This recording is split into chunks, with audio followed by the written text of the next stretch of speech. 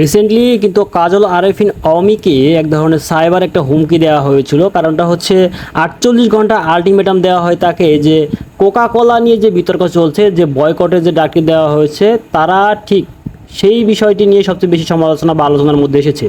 কারণটা হচ্ছে কাজল আরেফিন অমি যদিও এই বিষয়ের সাথে এতটা সম্পৃক্ত না, সেখানে হচ্ছে জীবন শিমুল এরা কোকা কোলার একটি অ্যাড প্রকাশ করেন।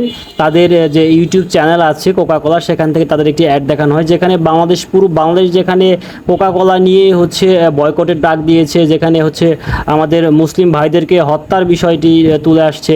সেই বিষয়টাতে আসলেও এতটা মানে যুক্ত থেকে কিভাবে তারা কোকা কোলার অ্যাড করছেন এই বিষয়টি নিয়ে প্রচুর পরিমাণে কিন্তু হচ্ছে তাদেরকে প্রেশার দিয়েছে। বিশেষ করে 48 ঘন্টা আলটিমেটাম দিয়েছে কাজল আরেফিন অমিকে।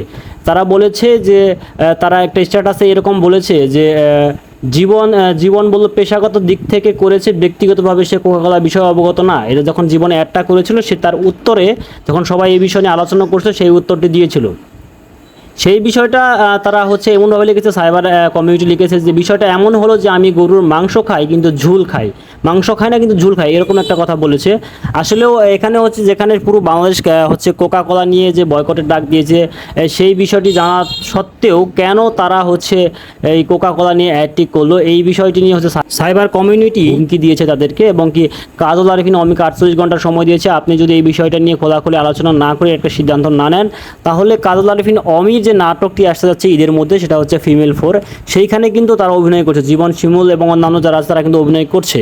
আর বিশেষ করে জীবন শিমুল এরা কিন্তু কোকা কোলার অ্যাডের সাথে পুরোপুরি সম্পৃক্ত, এবং তারা এই অ্যাডটি করেছে, যার কারণে হচ্ছে সবচেয়ে বেশি হচ্ছে সমস্যাটি হচ্ছে।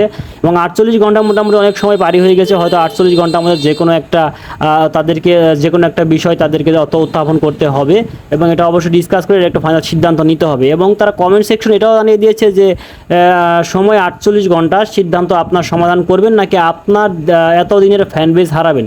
অতএব সাইবার কমিউনিটি এই হুমকিটা দিয়েছে যে আপনি যদি এই বিষয়টা নিয়ে পুরোপুরি একটা ডিসকাস না করেন এবং বিষয়টি একটা সমাধান না করেন, তাহলে আপনার ফিমেল 4 নাটকটা আমরা কোথাও চালাতে দেব না, এবং কি আপনার যে ফ্যান পেজটা আছে, যে পেজটা এতদিন ধরে আপনি হচ্ছে ফ্যান পেজ গড়ে উঠেছে, সেই পেজটা হয়তো আপনি হারাবেন।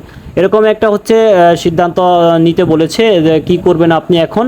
এটা সাইবার কমিউনিটি থেকে এরকম একটা হচ্ছে পোস্ট করে ফেসবুকে, তাকে মেনশন করে কোকা কোলা বিষয় নিয়ে।